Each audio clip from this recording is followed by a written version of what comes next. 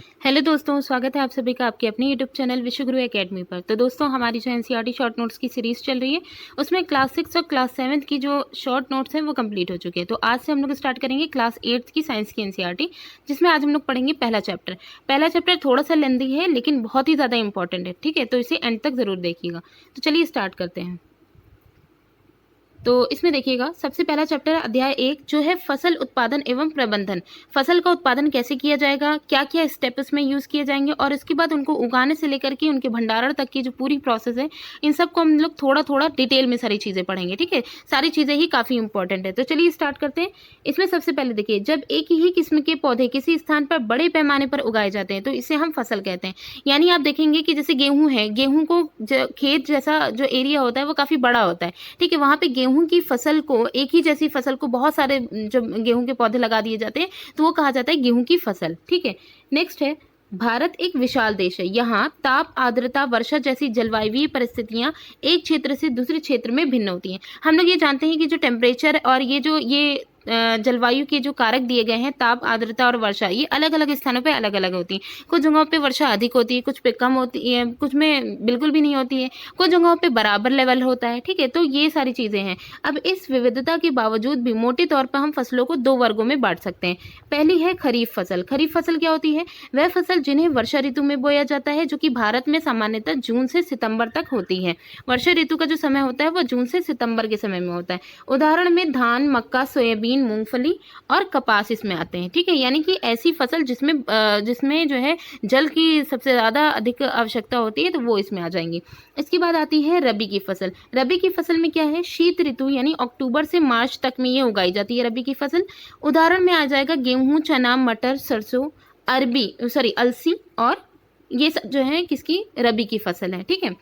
तो शीत ऋतु में जो उगने वाली जो फसलें हैं वो रबी की फसलें कहलाएंगी और खरीफ की फसल वो जो वर्षा ऋतु में उगती हैं, ठीक है? इसके अलावा कुछ और भी स्थान है जहाँ पर दालें और सब्जियां ये ग्रीष्म ऋतु में उगाई जाती, गर्मियों के मौसम में, ठीक है? तो ये कुछ मोटे तौर पे जो डिवीजन किया गया था फसलों का वो यहाँ पे बताया गया है।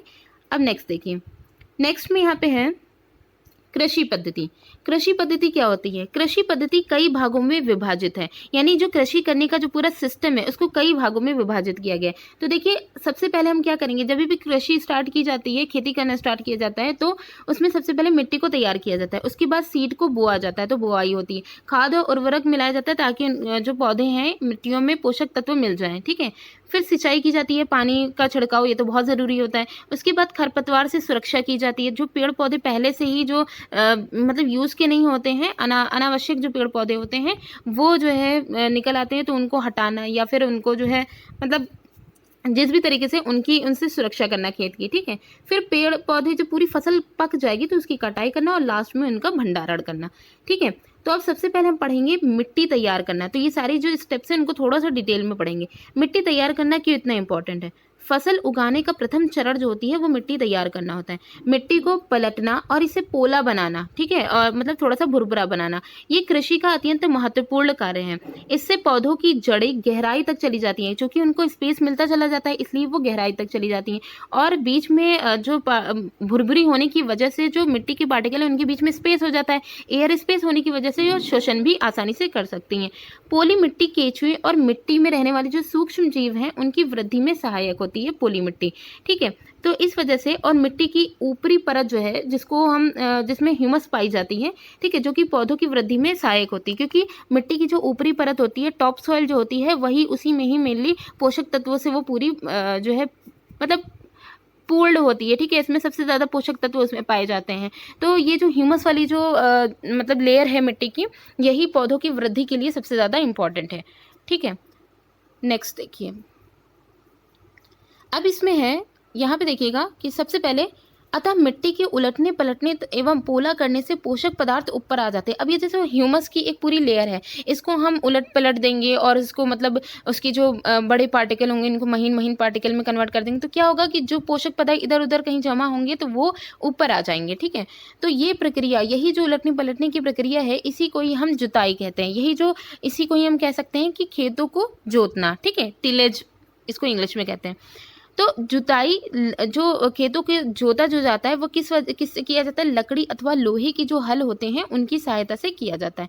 इसके अलावा बुआई और सिंचाई के लिए खेत समतल करना आवश्यक है। जैसे जो खेत हैं उनको जोत दिया गया है, इसके बाद जो सीड को बोया जाएगा, उसके बाद पानी डाला जाएगा, उसके लिए खेत का समतल होना आवश्यक है, क्योंकि जब उलट पलट दिया जाएगा तो उबड़ खाबड़ हो जाएगी ना। तो यह कार्य किसके द्वारा होता है, पाटल के द्वारा किया जाता है। तो बुआई से पहले खेत में पानी दिया जाता है, यही क्या प्रोसेस होती है, सिंचाई कहलाती है। तो अब हम लोग जो ये जो प्रोसेस थी, इनमें जो इंस्ट्रूमेंट यूज हो रहे हैं उनके बारे में भी थोड़ा बहुत पढ़ लेते हैं। तो देखिए सबसे पहले कृषि औजार। कृषि औजार में है अच्छी उपज के लिए बुआई से पहले मिट्टी को भुरभुरा करना आवश्यक होता है। अगर हमें अच्छी उपज चाहिए तो हमें मिट्टी को भुरभुरा या पोला करना आवश्यक है। यह कार्य अनेक औजारों से किया जा सकता है। तो अब देखिए कौन कौन से यहाँ पे औजार आएंगे। तो सबसे पहले है यहाँ पे हल। ठीक है, हल प्राचीन काल से ही हल का उपयोग जुताई, खाद उर्वरक मिलाने, खरपतवार निकालने एवं मिट्टी खुरचने के लिए किया जा रहा है। आजकल लकड़ी के हल का स्थान लोहे के हल लेते जा रहे हैं। ठीक है, लोहे के हल जो है, लकड़ी के हल पहले बहुत ज़्यादा यूज होते थे, अब क्या है कि लोहे के हल इनके जगह लेते जा रहे हैं। इसके अलावा आता है कुदाली। कुदाली जो एक इंस्ट्रूमेंट है, ये कब यूज़ किया जाता है, इसको स्पैड कहते हैं। यह एक सरल औजार है जिसका उपयोग खरपतवार निकालने एवं मिट्टी को पोला करने के लिए किया जाता है। कुछ हद तक हल की तरह ही इसका स्ट्रक्चर भी होता है और काम भी होता है। ठीक है, इसके बाद देखिएगा कल्टीवेटर।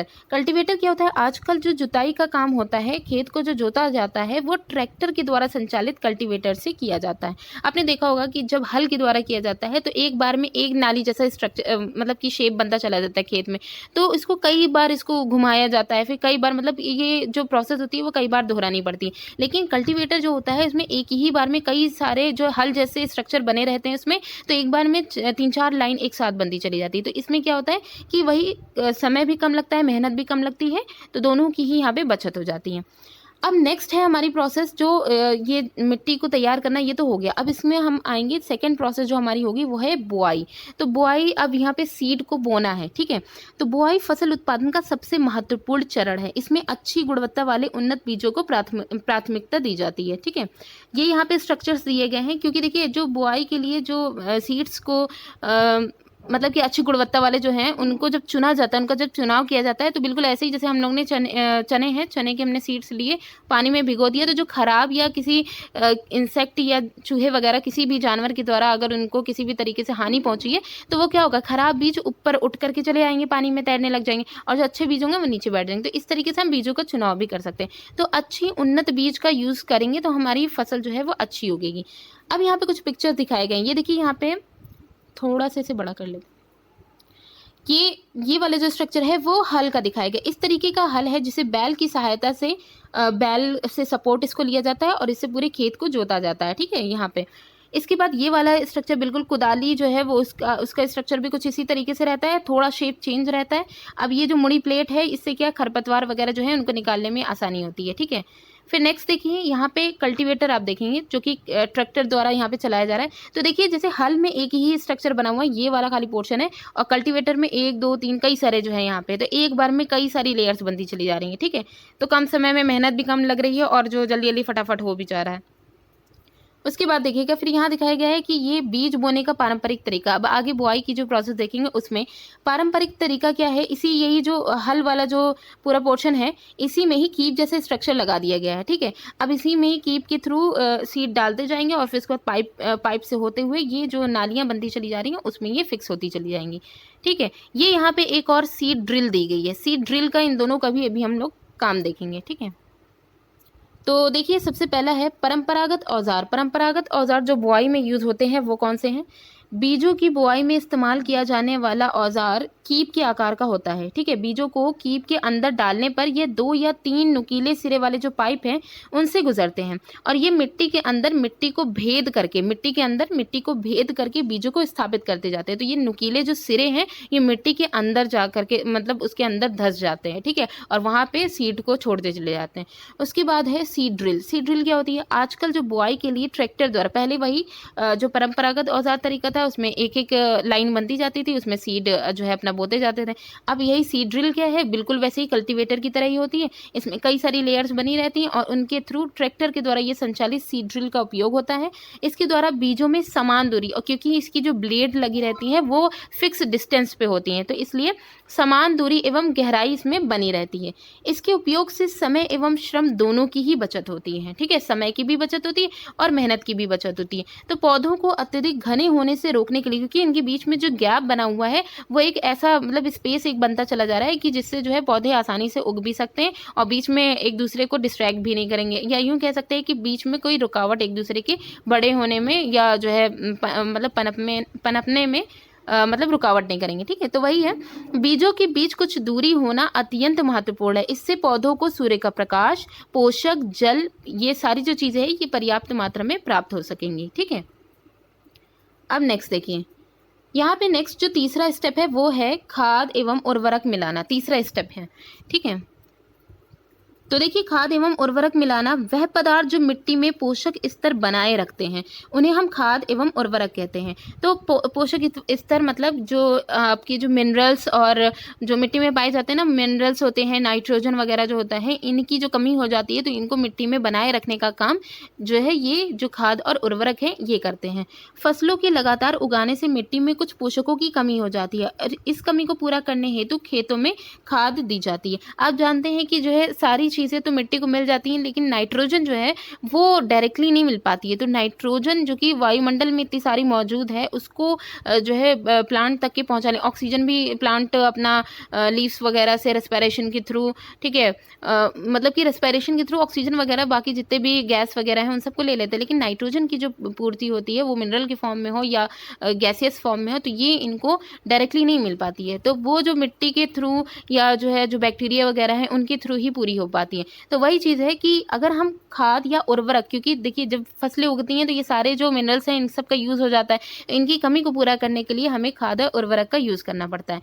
ठीक है, खाद क्या होती है, खाद एक कार्बनिक पदार्थ है जो कि पौधों या जंतु अपशिष्ट से बनती है। अब पौधे जो सड़ गल जाते हैं या जो पौधों के जैसे सब्जी वगैरह हैं इनके जो छिलके होते हैं तो इन्हीं को ही जो है इनको सड़ा करके, या कंपोस्ट खाद के बारे में आपने पढ़ाई था, ठीक है, तो ये सब जो है कार्बनिक पदार्थ है जो पौधे और जंतु जो अपशिष्ट हैं उनसे प्राप्त होती है। पिछले चैप्टर में हम लोग ने जंतु अपशिष्ट को किस तरीके से कंपोस्ट पिट के फॉर्म में इसको कन्वर्ट किया था। ठीक है, तो ये इस तरीके से खाद प्राप्त की जाती है। उर्वरक क्या होते हैं, उर्वरक रासायनिक पदार्थ हैं जो विशेष पोषकों से समृद्ध होते हैं। इसमें भी कई सारे पोषक पदार्थ पाए जाते हैं। उर्वरक का उत्पादन फैक्ट्रियों में किया जाता है। ठीक है, उदाहरण में जैसे यहाँ पे कुछ उर्वरक दिए गए हैं, यूरिया है, अमोनियम सल्फेट है, सुपर फास्फेट है, पोटाश है, एनपीके है, नाइट्रोजन, फास्फोरस और पोटेशियम, ये यहाँ पे कुछ जो है उर्वरक जो फर्टिलाइजर्स है उनको दिया गया है। ठीक है, अब नेक्स्ट देखिए, तो नेक्स्ट देखिए यहाँ पे दिया गया है खाद के उपयोग से, खाद का जो यूज़ है उससे क्या फ़ायदा है। तो किसानों को गेहूं, धान, मक्का जैसी फसलों की अच्छी उपज प्राप्त करने में सहायता मिलती है, किससे, खाद के उपयोग से। परंतु उर्वरकों के अत्यधिक उपयोग से, अब यहाँ पे खाद का उपयोग तो ये बताया गया है कि फसल अच्छी प्राप्त होगी, लेकिन जो फर्टिलाइजर्स हैं इनका अगर अधिक उपयोग होगा तो ये मतलब हेल्प तो करते हैं अच्छी फसल को उगने के लिए, लेकिन अगर इनका ज़्यादा उपयोग होगा तो जो फर्टिलिटी है, खेतों की ज़मीन की जो फर्टिलिटी है उसमें कमी आ जाएगी और यह जल प्रदूषण का भी स्रोत बन जाएंगे, क्योंकि जितने ज़्यादा फर्टिलाइजर्स का यूज़ होगा, वर्षा होगी तो वो जो खेतों में से जो पानी निकलेगा उसके साथ फर्टिलाइजर्स जिनका ज़्यादा यूज़ अगर हो जाएगा तो वो भी उसके साथ बह करके कहाँ जाएंगे, नदी तालाबों में जाएंगा और वो क्या बनेगा, जल प्रदूषण का कारण बनेगा। इसके बाद देखिए, खाद के उपयोग से मिट्टी के गठन एवं जल अवशोषण की क्षमता में भी वृद्धि होती है। खाद का उपयोग, क्योंकि खाद नेचुरल होती है तो इससे कोई नुकसान नहीं होता। ठीक है, तो इससे मिट्टी का गठन भी अच्छा होता है, जल अवशोषण क्षमता में भी वृद्धि होती है। मिट्टी में पोषकों की प्रतिपूर्ति का अन्य तरीका, एक और पोषक जो है इनकी प्रतिपूर्ति का एक और तरीका है जिसे हम फसल चक्रण कहते हैं। ठीक है, अब फसल चक्रण में क्या होता है, इसमें सबसे पहले जो एक बैक्टीरिया है उनके बारे में पढ़ लें, फिर एक बार रिवाइज कर लेंगे फसल चक्रण क्या होता है। राइजोबियम बैक्टीरिया जो कि फलीदार लेग्यूमिनस पौधे जो होते हैं उनकी जड़ों की जो ग्रंथिकाएं, जो नोड्यूल्स होते हैं, इनमें पाए जाते हैं। ठीक है, ये क्या करते हैं, वायुमंडलीय नाइट्रोजन का स्थिरीकरण करते हैं, उनका फिक्सेशन करते हैं। अब देखिए, सारे पोषक तत्व खादों की तो पूर्ति हो जा रही है, लेकिन नाइट्रोजन की पूर्ति करने के लिए या तो हम फर्टिलाइजर्स का यूज़ करें, ठीक है। अगर उनका ज़्यादा यूज़ हो रहा है तो वो जो है हमारे लिए हानि का भी कारण बन जाएगा। नहीं तो एक और प्रोसेस है, ये सारे जो मिनरल्स हैं, पोषक पदार्थ हैं, इनकी प्रतिपूर्ति के लिए तो वो फसल चक्रण होता है। जैसे कि एक फसल से दूसरे, जैसे गेहूं की एक फसल है, उसकी दूसरी फसल उगने से पहले बीच में लेग्यूमिनस प्लांट जो होंगे, जैसे जितनी भी दालों वाले जो प्लांट हैं, उनकी बीच में एक फसल उगा दी जाए, ठीक है। इससे क्या होगा कि नेचुरली जो है पौधों की उर्वरकता अपने आप ही बढ़ जाएगी और इससे हमें जो मतलब उर्वरक हैं या इन सब का यूज़ हमें बहुत कम करना पड़ेगा, ठीक है। तो इसीलिए यहाँ पे राइजोबियम बैक्टीरिया क्या करते हैं, वायुमंडल की जो नाइट्रोजन है उसका फिक्सेशन करते हैं और उसको नॉर्मल जो पौधों के लायक जो नाइट्रोजन है उनमें कन्वर्ट कर देते हैं, ठीक है। नेक्स्ट देखिए यहाँ पे दिया गया है खाद के लाभ। खाद के लाभ क्या हैं? इसके उपयोग से जो खाद यूज़ की जाती है, क्योंकि हम लोग ने देखा कि फर्टिलाइजर्स जो फ़ायदा दे रहे हैं उससे कहीं ज़्यादा ये नुकसान भी करते हैं, लेकिन खादों से क्या, जो कंपोस्ट खाद हमने बनाई थी उससे बेनिफिट क्या है? इसके उपयोग से मिट्टी की जल धारण क्षमता में वृद्धि हो जाती है, जल को धारण करने की जो क्षमता है वो बढ़ जाती है। दूसरा इससे फ़ायदा क्या होता है, इससे मिट्टी भुरभुरी होती है, सरंध्र हो जाती है, उसमें एयर स्पेस बन जाते हैं, जिसके कारण गैस विनिमय आसानी से होता है, ठीक है। तो गैसों का विनिमय उसको जगह मिल जाती है तो वो आसानी से हो जाता है। और इसके लिए इससे मित्र जीवाणु की संख्या में भी वृद्धि होती है, जो हेल्पफुल जो बैक्टीरिया होते हैं उनकी जो वृद्धि होती है, उनकी संख्या में भी वृद्धि होती है। इसके अलावा जैविक खाद से मिट्टी का गठन सुधर जाता है, ठीक है। मिट्टी का जो बनावट है उसमें जितने भी पोषक तत्वों की कमी या बढ़ोतरी जो भी होगी, ठीक है, वो सब मेंटेन हो जाएगी। नेक्स्ट स्टेप है हमारा सिंचाई, ठीक है, ये फोर्थ स्टेप हो जाएगा। सिंचाई में क्या होता है, पौधों की वृद्धि एवं परिवर्धन के लिए जल का विशेष महत्व है और बीजों का अंकुरण जल की उपस्थिति में होता है, ठीक है। बीजों का अंकुरण जो होगा वो जल की उपस्थिति में होगा। तो अब सिंचाई में जो जो प्रोसेस आएंगी उन्हें हम यहाँ पे देखेंगे। सबसे पहले देखिएगा यहाँ पे कि जल में घुले हुए पोषक का स्थानांतरण। तो यहाँ पे देखिएगा, जल में घुले हुए पोषक का स्थानांतरण पौधों के प्रत्येक भाग में होता है। अब ये जो सिंचाई की जाती है तो इसमें क्या होता है कि जल जब मिलता है तो पोषक जो हैं वो उसी में घुल जाते हैं, ठीक है, और फिर इस जल की सहायता से ये पोषक जो हैं वो पौधों के विभिन्न भागों तक पहुँचते हैं। स्वस्थ फसल वृद्धि के लिए मिट्टी की नमी को बनाए रखना, नियमित रूप से जल का देना ये आवश्यक है अगर हमें स्वस्थ फसल वृद्धि चाहिए, ठीक है। इस प्रक्रिया को ही हम सिंचाई कहते हैं। तो ये सिंचाई जो है वो मेनली जो है नियमित रूप से जल प्रोवाइड करना, ठीक है, फसलों को। इसके बाद देखिएगा सिंचाई के स्रोत कौन कौन से हो सकते हैं। कुआं है, जलकूप है, तालाब, झील, नदियाँ, बांध और नहर, ये सब जो है सिंचाई के स्रोत हैं, ठीक है। नेक्स्ट है सिंचाई की आधुनिक विधियां। तो जो प्रेजेंट टाइम में विधियां चल रही, चूंकि जो है पानी की कमी भी होती जा रही है, तो पानी की कमी को ध्यान में रखते हुए यहाँ पे जो आधुनिक विधियां हैं वो कौन कौन सी हैं। तो सबसे पहली है छिड़काव विधि। स्प्रिंकल जो सिस्टम है इसमें क्या होता है, इस विधि का उपयोग असमतल भूमि के लिए किया जाता है। जो असमतल ऊपर नीचे जो भूमि होती है उसमें किया जाता है जहाँ पर जल कम मात्रा में उपलब्ध हो। एक तो असमतल हो, ऊपर से जल कम मात्रा में हो, ठीक है। तो इसमें देखिएगा जैसे छिड़काव विधि का यूज लॉन में किया जाता है, या कॉफी की खेती आपने देखा होगा कि पहाड़ों पर ऊपर नीचे ऐसे जो है जगह में रहती हैं, ठीक है, वहां पे कॉफी की खेती में इसका यूज किया जाता है। कई अन्य जो फसलें हैं उनके लिए भी ये अत्यंत उपयोगी है, ठीक है। तो ये चीज हो गई सिंचाई के लिए जो छिड़काव विधि है उसकी जो है प्रोसेस हो जाएगी, ठीक है। नेक्स्ट देखिएगा ड्रिप सिस्टम। ड्रिप सिस्टम किस लिए जो है फायदेमंद है, इस विधि में जल बूंद बूंद करके सीधे पौधों की जड़ों में ही गिरता है, ठीक है। जैसे फलदार पौधे हैं या बगीचे हैं, वृक्षों को पानी देने का ये सर्वोत्तम तरीका है। छोटे छोटे जो वृक्ष वगैरह होते हैं उनको सबसे अच्छा तरीका है ये पानी देने का। अतः इस विधि का प्रयोग जल की कमी वाले क्षेत्रों के लिए एक वरदान है, क्योंकि पहली बात तो जल की कमी है, दूसरा इसमें जल का वाटर का वेस्ट नहीं होता है। तो जी ये ड्रिप सिस्टम है, ये जिस जगह पानी की कमी है, ठीक है, वहां पे पानी का वेस्ट भी नहीं होता है और सीधे पौधों की जड़ों तक के यहाँ पे पानी को पहुंचा दिया जाता है बूंद बूंद करके, ठीक है। तो ये काफी अच्छी एक तरीके से वरदान है उन जगहों के लिए ये सिस्टम। नेक्स्ट है खरपतवार। खरपतवार किसे कहते हैं, खेत में कई अन्य अवांछित पौधे प्राकृतिक रूप से फसल के साथ उगाते हैं, यही क्या कहलाते हैं, खरपतवार कहलाते हैं। खरपतवार हटाने की विधि को ही हम निराई कहते हैं। ये बहुत इंपॉर्टेंट पॉइंट पूछा जाता है कि निराई क्या होती है। तो निराई जिसको हम वीडिंग कहते हैं, ठीक है, ये क्या होती है, खरपतवार हटाने की विधि होती है। खरपतवार फसल की वृद्धि पर प्रभाव डालते हैं क्योंकि ये जल, पोषक, जगह और प्रकाश से की स्पर्धा करते हैं, क्योंकि खरपतवार भी हरे पौधे होते हैं, इनको भी जल, इनको भी प्रकाश, इनको भी जगह की और जो फूड फूड है उनकी भी ज़रूरत होती है, बस ये फ़ायदेमंद नहीं होते। तो मतलब जो ये सारी चीज़ें जो मेन पौधों को मिलनी चाहिए वो सारी ये ले लेते हैं, तो वही स्पर्धा ये जो है कर देते हैं। कुछ तो फसल की कटाई में भी बाधा डालते हैं तथा मनुष्य एवं पशुओं के लिए विषैले भी हो सकते हैं, कुछ जहरीले भी हो सकते हैं। और खरपतवार जो है उनको हटाने के लिए खरपतवार नाशी जैसे 2,4-D रसायनों का उपयोग भी किया जाता है, इनका छिड़काव किया जाता है। और हाँ, जब इनका छिड़काव किया जाता है तो थोड़ा सावधानी भी बरतनी चाहिए, क्योंकि ये थोड़ा जहरीले होते हैं तो मनुष्यों की हेल्थ के लिए जो है ये फायदेमंद नहीं होंगे, इसलिए थोड़ा सावधानी रखना जरूरी है। तो यहाँ पे देखिए कुछ सिस्टम दिखाए गए, ये छिड़काव सिस्टम दिखाया गया है, स्प्रिंकल सिस्टम जिसके बारे में अभी हम लोगों ने डिस्कस किया था। ये वाला जो दिया गया है वो ड्रिप सिस्टम दिखाया गया कि कैसे पाइपों को हर एक प्लांट की रूट तक ही पहुंचाया गया है।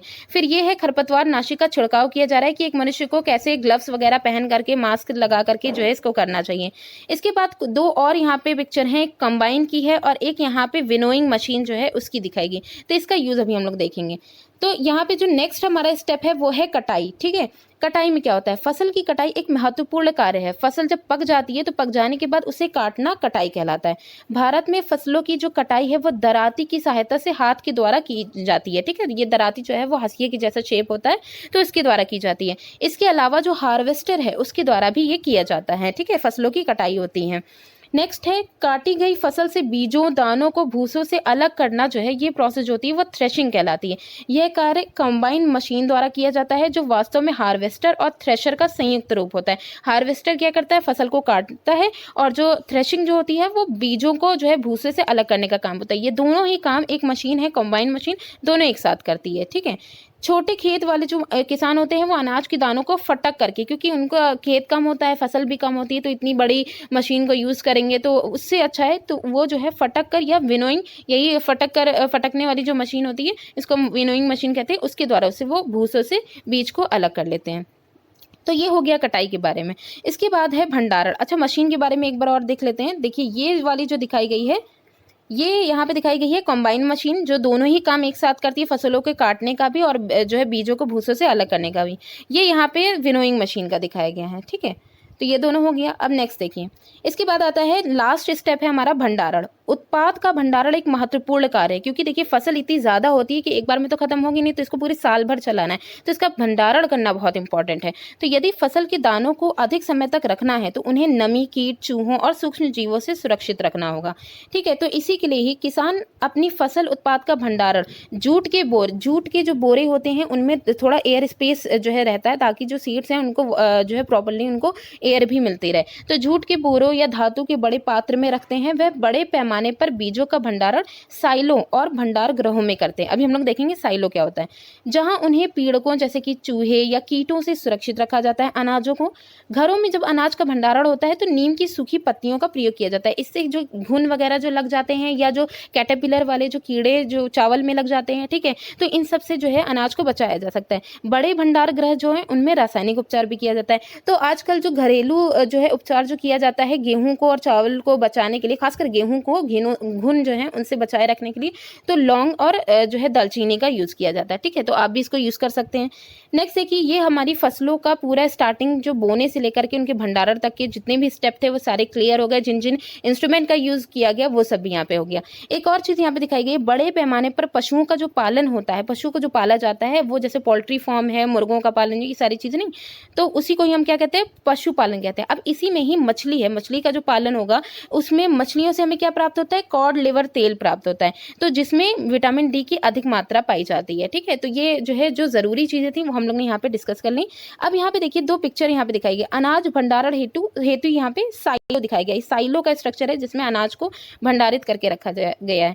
ठीक है, ये यहाँ पे दिखाया गया भंडार गृहों में बोरों में अनाज किस तरीके से, ये जो जूट के बोरे हैं उनमें कैसे रखा जाता है। ठीक है, क्योंकि जो सीड्स होती हैं वो भी रेस्पायरेशन करती हैं, इसलिए उनको ऐसे बोरों में रखा जाता है कि उनका रेस्पायरेशन भी जो है अब तक चलता रहे। ठीक है, तो फ्रेंड्स आज की वीडियो जो है वो यहीं पे ही कंप्लीट होती है। नेक्स्ट चैप्टर हम लोग नेक्स्ट वीडियो में डिस्कस करेंगे। Thanks for watching.